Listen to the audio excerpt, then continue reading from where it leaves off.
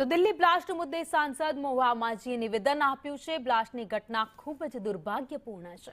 સંવેદનશીલ વિસ્તારોમાં દુર્ઘટના બની છે। ચૂંટણી સમયે આવી ઘટના વિચારવા જેવી બાબત છે।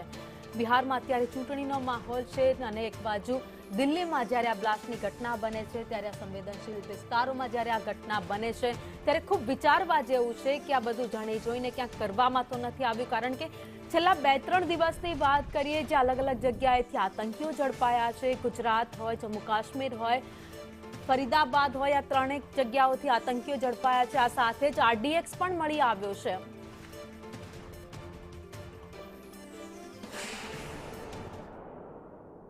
ये बहुत ही दुर्भाग्यजनक है और आज चुनाव है बिहार में और वहां पर ये दुर्घटना हो गई।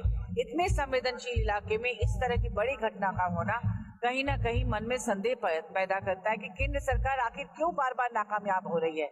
ये नाक के नीचे आकर इस तरह का विस्फोट करना ये कोई मामूली घटना नहीं है और इसकी जिम्मेदारी केंद्र सरकार को लेनी चाहिए। और जब जब चुनाव होता है, कभी पुलवामा की बड़ी घटना हो जाती है, कभी दिल्ली में इस तरह की घटना होती है, तो कहीं ना कहीं तो सारे लोगों के मन में संदेह है कि आखिर ऐसा क्यों हुआ। क्या जनता को के दिमाग को